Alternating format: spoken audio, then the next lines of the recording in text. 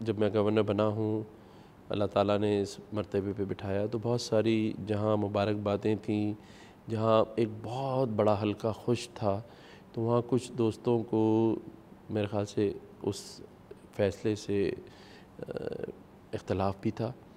کسی نے کچھ کہا، کسی نے کچھ کہا، تو میں سبھی کا شکریہ ادا کر کے صرف ایک بات کہتا ہوں کہ جب اللہ تعالیٰ نے اس منصب پر بٹھایا ہے تو شاید آنے والے 2 سے 3 مہینے میرا کام اور جو آپ نے جیسے کہا کہ جو میرا ویژن ہے اس صوبے کے لیے، وہ بتائے گا کہ وہ فیصلہ صحیح تھا یا غلط تھا۔ بہت سے تجزیہ کار یہ سمجھتے ہیں اور انہوں نے لکھا بھی کہ آپ کی بطور گورنر تعیناتی ملک میں پولیٹیکل انجینئرنگ ہی کا شاخسانہ ہے۔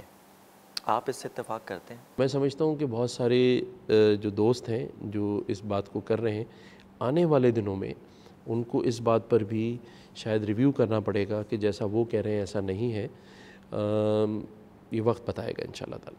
ایک کامیاب بزنس مین اور کاروباری گھرانے سے تعلق رکھنے والے کامران ٹیسوری صاحب گورنر سندھ بن جاتے ہیں، کیا وجہ ہے کہ اس عہدے پر کوئی سیاسی کارکن نظر نہیں آتا؟ مجھے میری MQM جو پاکستان ہے انہوں نے ہی نومینیٹ کیا، اور میں بزنس مین ہونے کے ساتھ ساتھ پچھلے 8-10 سالوں سے MQM پاکستان کے ساتھ منسلک رہا ہوں۔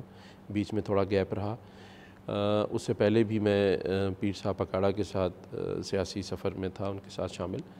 تو سیاست اور بزنس ساتھ ساتھ ہی چلا ہے۔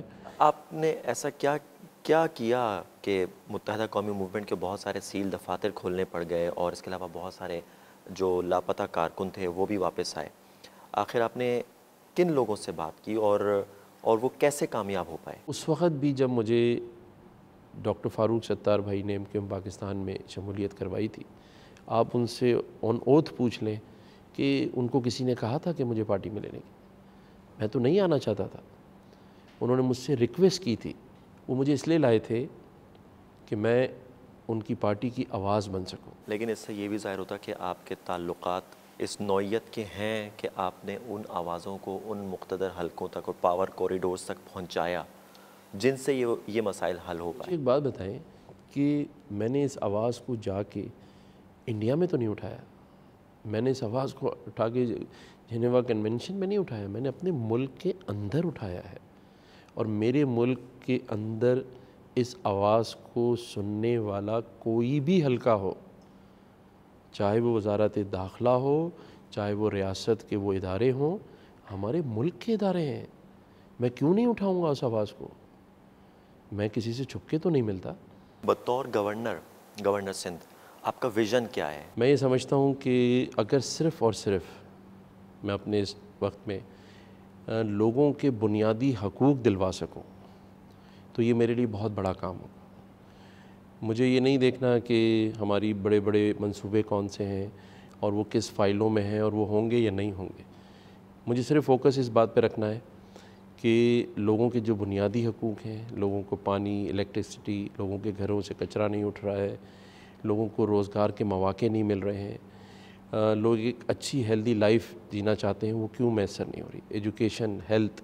کیسے ممکن ہوگا یہ؟ ایگزیکٹو پاورز آپ کے پاس نہیں ہیں، وہ تو وزیر اعلیٰ کے پاس ہیں اور کابینہ کے پاس ہیں۔ میں یہ سمجھتا ہوں کہ اس صوبے کے جو چیف ایگزیکٹو ہیں مراد علی شاہ صاحب، وہ بہت اچھا کام کر رہے ہیں، اور جب سے میں گورنر بنا ہوں میرا ان کے ساتھ ایک کلوز کوآرڈینیشن ریلیشن شپ ہے، اور مجھے یقین ہے کہ جہاں جہاں بھی میں ان کو مسائل کی طرف اجاگر کرواؤں گا ان مسائل کو، تو وہ اس کو پورا کرنے میں اتنی ہی تندہی رکھیں گے جتنے کی میرے پاس ہے۔ ماضی میں آپ جیل بھی گئے، آپ پر کرپشن کے الزامات بھی عائد کیے گئے اور کچھ لوگوں نے کہا کہ آپ سرکاری زمین پر قبضے کی باتیں بھی ہوتی رہیں، کیسز بھی بنے۔ مجھ پر پاکستان میں کبھی کرپشن کا کوئی کیس نہیں بنا، اور الحمدللہ میرا کوئی ایسا قبضے کا کوئی تعلق کہیں نہیں رہا۔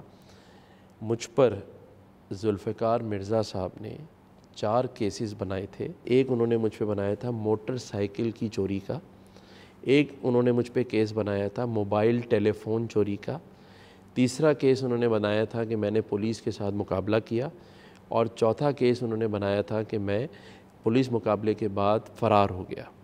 آج سے 16 سال پہلے میں ان تمام کیسز میں باعزت طور پہ بری ہو چکا تھا۔ بہت بہت شکریہ آپ کے وقت کا۔